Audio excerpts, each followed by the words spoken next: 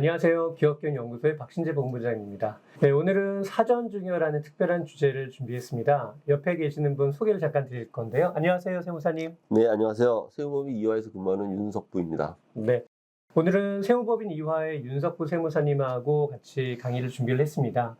먼저 세무법인 이화에 대해서 좀 소개를 좀 부탁드리겠습니다. 네, 현재 저희 세무법인 이화는 본점하고 지점 8개로 구성되어 있고요. 저희 본점에는 세무사분 10분하고 변호사분 1분으로 구성되어 있습니다. 저희 세무법인 이화의 강점은 바로 저희 대표 세무사이신데요. 세무대학 1회를 졸업하셨습니다. 현재 이제 올해 말에 세무대학 5회 출신들이 퇴직들을 하시고요. 이 세무대학은 19회까지 졸업생들을 배출하셨는데요. 이게 무슨 의미냐면은 세무대학 출신들의 그 탄탄한 네트워크가 전 현직에 이제 현직에도 계셔가지고 협업이 될 수 있습니다. 그리고 또한 저희 대표 세무사께서는 세무서장하고 국세청 상속증여세 과장을 역임하셨는데요. 이 국세청 상속증여세 과장은 세무서장 100명 중에 한 명도 되기가 힘든 어려운 자리라고 합니다. 그리고 이제 저희 대표 세무사께서는 굉장히 평소에 이제 열공하는 스타일이신데요. 그래서 이쪽 상속증여세 분야에서는 단연코 국내 제1인자라고 말씀드릴 수 있을 것 같습니다. 그리고 자세한 내용은 저희 홈페이지를 참조하시기 바랍니다. 네, 오늘 준비하신 내용이 굉장히 많다고 들었습니다. 오늘 내용에 대해서 브리핑 부탁드리겠습니다. 예, 오늘 제가 준비한 내용은 한마디로 말씀드리면 사전증여에 관한 테마입니다.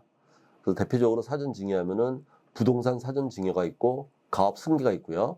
여러분들 혹시 많이 알고 계시는 가업 상속공제라는 것은 상속 후에, 그러니까 사전이 아니죠. 상속 후에 발생되는 것이고, 저는 상속 개시 전인 생전에 사전증여하는 테마인데요. 우선 사전증여의 필요성, 왜 사전증여를 해야 되는지, 그리고 이제 대표적인 테마 제가 부동산 사전증여하고 가업 승계 있다고 말씀드렸잖아요. 이에 대한 말씀을 드리고요. 그리고 가지입금 정리 방안, 그리고 이제 제가 추천하는 전략, 그다음 절세 사례, 이렇게 오늘 이런 내용을 중심으로 말씀드리도록 하겠습니다. 그러면 우선 사전증여의 필요성부터 말씀드리도록 하겠습니다. 사전증여의 필요성, 아주 간단합니다. 절세를 하기 위함이죠. 그러니까는 상속이 발생했을 때는 절세할 수 있는 방법이 별로 없어서 상속이 발생하기 전에 절세를 위해서 이제 사전증여를 하는데요. 여기에 보면 제가 상속세는 유상과세형이고 증여세는 취득과세형이다. 이제 이런 용어가 있는데 이런 용어에 여러분들이 개의치 마시고요.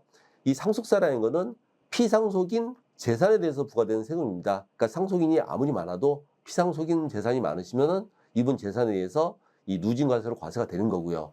증여세는 취득과세형이라는 의미는 그 재산이 아무리 많더라도 증여자분으로 쪼개서 증여자분이 받는 그 돈을 기준으로 해서 세금이 부과된다는 의미입니다. 그래서 제가 이제 간단하게 그 200억 재산을 상속하고 증여한 경우를 비교해 놨는데요. 그 상속이 발생했을 때 200억 재산이라면 약 90억 원 상속세가 부과되고요. 200억 원을 자녀하고 손자 등 10명에게 쪼개서 증여한다면 70억. 이렇게 그냥 단순히 증여만 해도 20억 정도 절세가 되는 겁니다. 그래서 이제 사전증여를 왜 하느냐? 절세를 하기 위함이고요. 요즘 또 많이 나오는 이제 가족법인을 이용한다는 말씀 나오잖아요. 그 가족법인을 왜 이용하느냐? 이거는 좀 더 절세를 많이 하기 위함입니다. 사전증여 필요성을 보시면 제가 아까 전에 말씀드렸듯이 상속이 발생하게 되면은 상증세법하고 지방세법하고 조세특례제한법에 의해서 과세되게 되는데요. 이렇게 되면 절세할 수 있는 방법이 굉장히 제한적입니다. 그러니까 특별히 절세할 수 있는 방법은 없다고 보시면 됩니다. 하지만 사전증여를 하시게 되면은 상증세법, 지방세법, 조세특례제한법 뿐만 아니라 법인세법, 소득세법, 민법, 상법 등을 혼용해서 운영할 수 있기 때문에 사전증여를 하면은 절세를 많이 할 수 있는 것입니다. 그리고 이제 가족법인 활용 방안이라고 했는데요. 아까 부모님 이제 부동산이 200억 있을 때 상속이 발생하면은 아까 90억 발생한다고 했고 사전증여할 때는 70억 정도 발생한다고 말씀드렸잖아요. 이걸 이제 가족법인이라는 특정 법인을 이용하게 되면은 개인별로 사전증여할 때 70억 대비 또 약 50억 이상이 절세가 돼서 20억만으로 해서 부모님 재산을 가족들에게, 자녀들에게 넘길 수 있는 것입니다. 이래서 사전증여는 필요하다는 말씀을 드리겠습니다. 사전증여의 그 핵심 중에 하나인 부동산 사전증여에 대해서 말씀드리겠습니다. 그 부동산 이제 사전증여를 하지 않고 상속이 발생된 경우를 우선 예를 들어서 말씀드리면요. 현재 200억 원 재산이 있으셨고, 그 200억 원 부동산이 있으셨고, 아무런 준비가 되지 않은 상태에서 상속이 발생한 경우에 발생된 세금 부분은 취득 관련 비용이 약 7억 원이 발생하고요. 상속세는 약 90억 원이 발생해서 합해서 97억 원, 대략 100억 원 가까이 발생합니다. 그러면 현재 상속이 발생했는데 이 부동산이 200억이 있는 상태에서 100억 원 세금을 낼 수가 없지 않습니까? 이때 어느 분들은 이제 연부연납해서 10년을 해서 원리금을 납부하게 되는데요. 이자 3.5%를 적용하면은 10년 동안 113억을 납부하게 됩니다. 이것도 만만치 않은 비용입니다. 그럼 상속세 낼 비용이 없고 연부연납해도 너무 부담이 크고, 그래서 이 건물을 부모님한테 상속받은 건물을 일시에 팔게 될 수가 있는데요. 이게 팔게 되면 200억짜리 시가 200억짜리 물건을 150억에도 팔기가 힘들죠. 이렇게 되면은 상속세 내고 나면은 거의 남는 돈이 없게 됩니다. 이래서 사전 증여가 필요한 것이고요. 이걸 만약에 가족법인을 이용해서 부동산을 사전 증여가 되는 케이스를 말씀드리면은 1단계로 부모님의 그 부동산을 법인화 해가지고요. 일단은 이제 부모님이 100% 지분을 갖게 되죠. 이거를 자녀 법인마다 법인을 만듭니다. 그래서 자녀 법인한테 뭐 증여를 통해서 이 법인의 주주로 참여시키고, 이후에 양수도 방법, 채무 연재 방법, 뭐 감자, 회사채 발행 등등을 해가지고 3단계에서는 부모님이 원하시는 대로, 예를 들어서 제가 말씀드렸는데 여기서는 이제 부모님이 10%, 뭐 큰아들은 지금 좋은 회사니까 20%만 주고, 큰딸도 사위가 뭐 돈을 잘 벌어 30% 주고, 우리 가장 막내딸이 가장 걱정이라면 막내딸한테 제일 많이 줄 수도 있고요. 또 2년 지나서 막내딸 사정이 펴졌다, 큰아들이 어려졌다면 큰아들한테 50% 줄 수 있고 막내딸한테 10% 줄 수 있고, 이 지분율은 변동시킬 수 있습니다. 이렇게 해서 자녀분들한테 이렇게 아무 분쟁 없이 원활하게 지분을 이전시킬 수 있는 것입니다. 다음은 이제 가지급금 정리 방안인데요. 사실 이제 가지급금은 다 아시죠?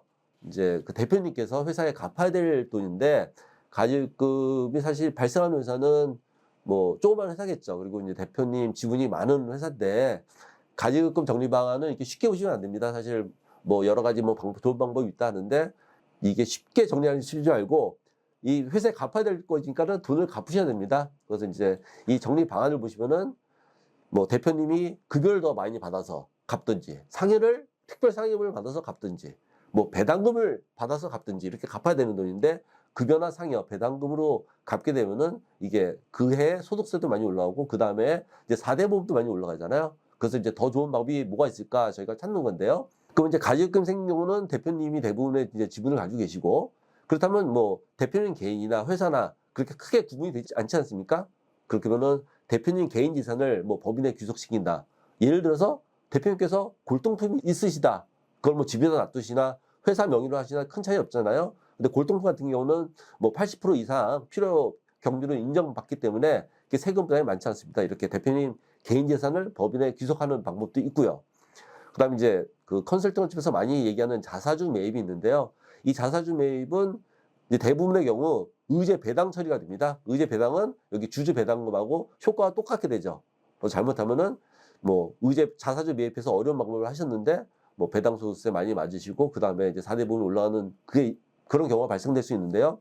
자사주 매입하셨을 때 한 가지 좋은 소식은, 이 배우자한테 증여하고 주식을 일부 증여하고, 아니면 배우자분이 주식 갖고 계시면 그거를 증여받고요. 지금 현재 배우자끼리는 6억까지는 배우자 공제가 되지 않습니까? 그 다음에 그 증여받은 주식을 회사에 팔고 소화하게 되면은 이거는 의제 배당이 아니라 양도소득세만 과세된다는 게 지금 20일까지 이렇게 발표가 되어 있거든요.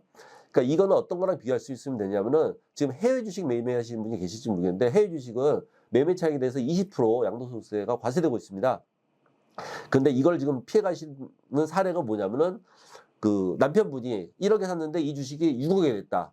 그럼 5억에 대해서 20% 1억을 양도소득세를 내야 되잖아요. 근데 이거를 부인한테 증여하고 증여공제 6억 받으니까는 증여세는 하나도 안 내게 되죠. 그러면 증여분은 취득가액이 그 현재 시가인 6억이 됩니다. 그래서 6억에 증여받아서 6억에 팔면은 지금 양도소득세가 과세 안 되거든요. 이와 같은 논리로 그 대표자님 지분을 배우자분한테 증여하고, 또는 배우자분 지분을 대표님께 증여해서 증여공제 받으시고 증여세 내지 않고 그걸 회사에 팔아서 소각하게 되면은, 아직까지는 이거 의제 배당이 아니라 양도소득세만 과세된다라는 게 지금 20까지 돼 있고요.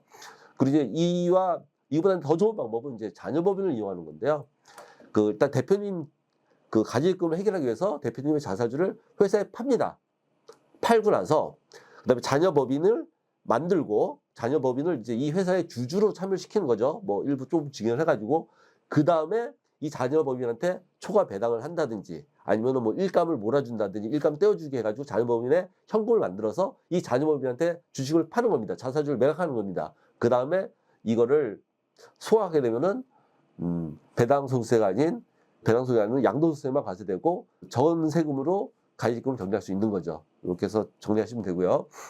그 요거는 제가 아까 말씀드린 배우자 공제 이후에 소화하게 되면은 의제 배당이 아니라는 게 이제 지금 2심 판결이 나왔다는 내용이고, 이 전에 조세 심판원에서는 의제 배당이라고 봤지만은 그 소송에서는 의제 배당이 아니라고 이렇게 판단이 됐습니다. 그 사례를 보여드린 거고요. 그다음에 이제 가업 승계에 대해서 말씀드리겠습니다. 그 가업 승계는 경영을 승계하느냐 아니면 대표님 지분을 승계하느냐 이제 이런 문제가 있는데요.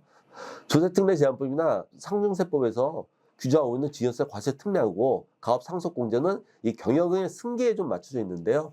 이게 뭐냐면은 처음에는 뭐 증여세 과세 특례는 10억은 공제해주고 10억을 초과하는 그 금액에 대해서는 10%만 과세하고, 가업 상속 공제는 부모님께서 30년 이상 그 경영한 경우라면 뭐 600억을 공제해주고 이제 이런 내용이 있지 않습니까? 하지만은 5년 내에 그 상속이 발생하고 5년 내에 뭐 종업원 수가 90% 이하가 된다든지 또는 그 가업받은 상속받은 그 가업을 뭐 휴업한다든지 폐업한다든지 이러면 상속세를 다 이렇게 내게 돼 있거든요. 그래서 경영의 승계에 맞춰져 있는데요. 사실 가업 승계든 경영 승계보다는 지분의 승계가 더 중점이 있다고 저는 생각합니다. 그래서 지분을 이제 사전에 자녀분들한테 넘기는데 중요한 거는 이 증여세를 내지 않고 좀 적은 세금으로 세금을 최소화해서 넘기는 게 이제 관건인 것이죠. 그래서 만약에 주식을 주신다면은 비상장 주식 가격을 좀 떨어뜨리고 이를 위해서 뭐 당기 순이익을 좀 조정을 하고, 그다음에 잉여금이 많으시면은 그걸 좀 없애가지고 자산 가치를 떨어뜨려서 비상장 주식을 낮춰가지고 이제 자녀분들한테 넘기는 게 이제 여기에 이제 초점이 맞춰져 있다고 보시면 되고요. 그래서 뭐 가업승계에서 제가 당기 순이익을 조정한다는 거는 이 비상장 주식 평가 방법이 이런 식으로 이제 계산되어 있습니다.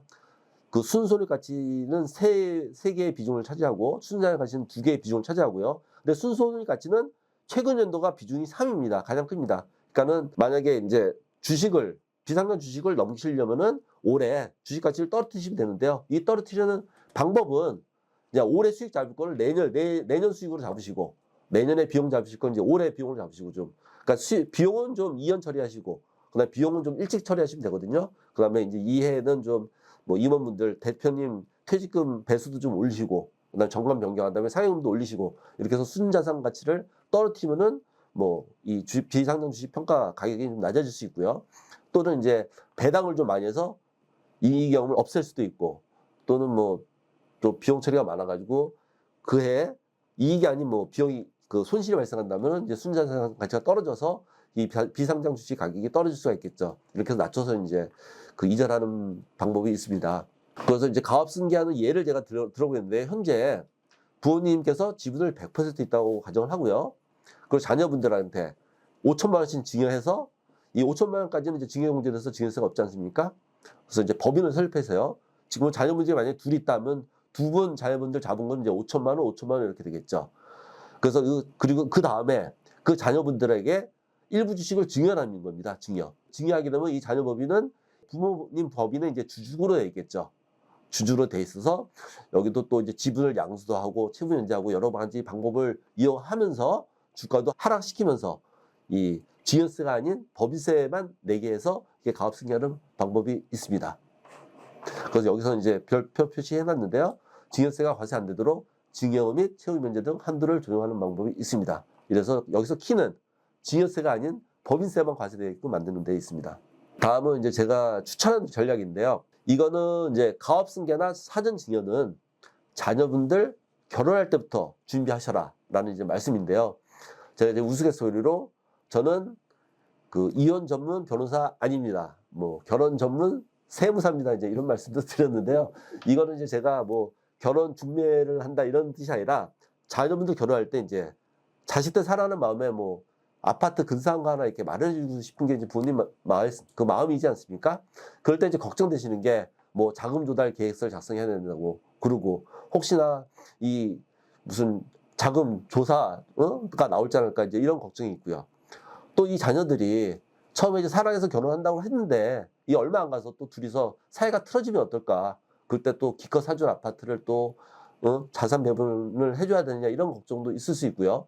반대로 이 자녀분들이 아름답게 사랑하면서 오래 이렇게 잘 사는 모습 보면은 또 추가로 부동산을 증여하고 싶은 마음도 있고 또 이제 가업도 승계해 주셔야 되지 않습니까? 그래서 자녀 결혼할 때부터 이제 이 가업 승계 사전 증여 전략을 사용하시라 말씀을 드리고요. 제가 시뮬레이션 해보니까 40억 아파트를 기준으로 해서 뭐 증여세를 내는 거하고 자녀 법인을 만들어서 사전 증여하는 거하고 그래서 5억 원 이상은 이제 절세가 됩니다. 근데 이거는 이제 5억 원 절세의 의미가 있는 게 아니라 자녀분들이 결혼할 때 자기 법인을 갖게 되고요. 그래서 이제 자기 회사니까 회사 경영을 좀 해보죠. 그래서 이제 회사 경영을 통해서 경험도 쌓게 되고 앞으로 이제 이 회사 법인의 그 재산이 늘어날수록 좀 더 이제 경영자의 마인드가 더 커지게 되겠죠. 그래서 향후에 결혼한 자녀 법인에 아파트를 사준 것뿐이 아니라 부모님의 다른 이제 빌딩이나 부동산을 증여하시고 또 가업도 그 일감 떼어주기, 일감 몰아주기 말씀드렸는데 일감 떼어주기는 뭐냐면요. 그 이제 부모님의 이제 밖으로 매출하신 게 있잖아요. 다른 뭐 여러 가지 사업부가 있다 해서 하나의 사업부를 떼어주는 겁니다. 그래서 이제 그거는 이제 중소기업 간에는 뭐 증여세가 발생 안 되게 돼 있고요. 그다음에 일감 몰아주기는 뭐냐면은 이 자녀 법인이 이제 아버지 회사에 매출을 일으키는 거거든요. 요거는 이제 매출을 좀 조정을 한다면은 또 증여세가 발생되지 않는데 이렇게 일감 떼어주기, 일감 몰아주기, 아까 말씀드린 뭐 증여 양수도 방법, 채무 면제 방법에서 이제 자녀들 법인을 커지게 만들고 그다음에 서서히 이제 부모님 지분은 적어지고 해서 가업승계가 원활하게 되는 거죠. 그래서 이 사전 증여는 자녀분들 결혼할 때부터 준비하시면은 깔끔하게 세금을 적게 내시고 그 마무리될 수 있다 이렇게 말씀을 드리고 싶습니다.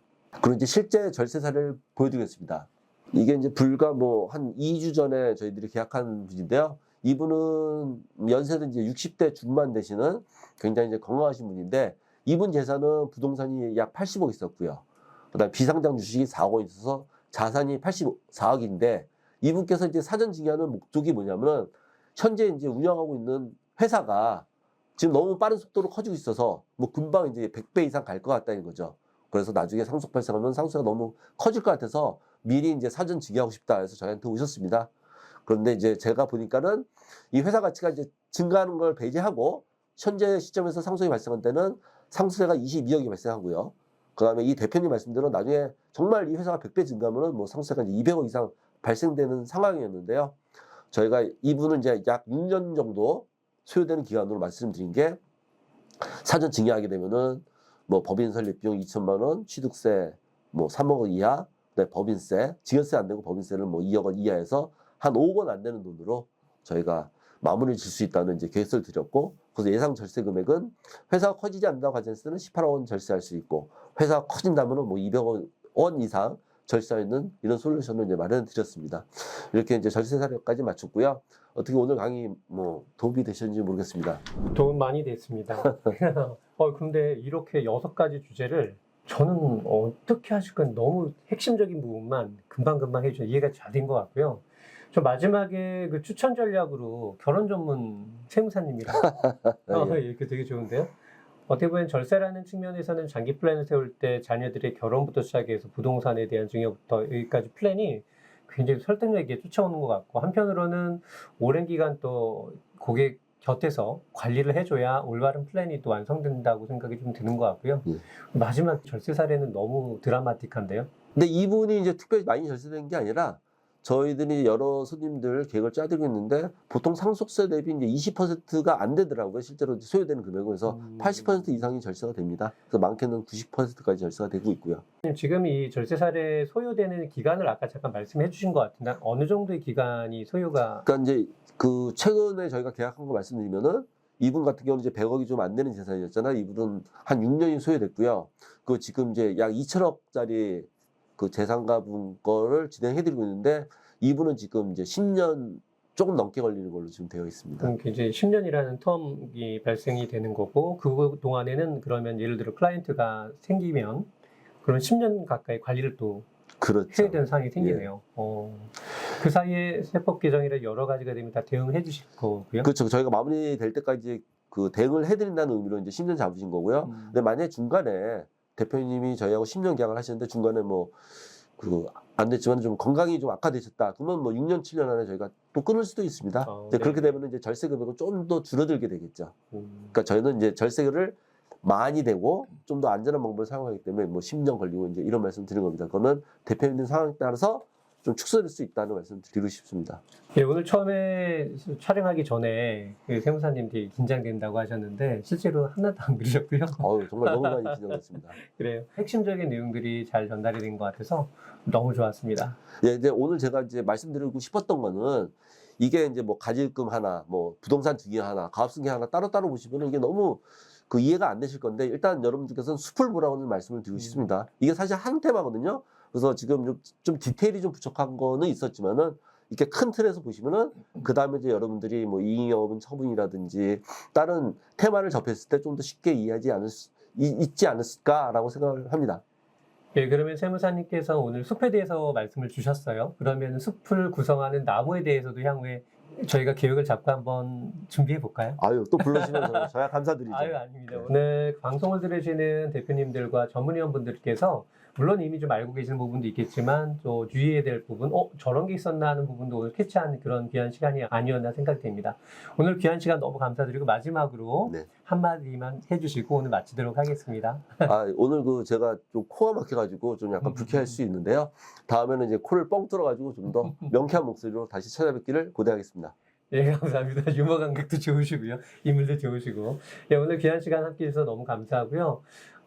저희가 뭐 가업승계와 또 사전 증여에 대해서는 많은 솔루션들이 있지만 믿고 맡길 수 있는 곳 찾기는 사실 쉽진 않습니다. 그래서 오늘 말씀 나눈 부분과 관련해서 상담 요청이거나 질의사항 있으시면 언제든지 기업경영연구소 또는 전문위원분들에게 문의 주시기 바랍니다.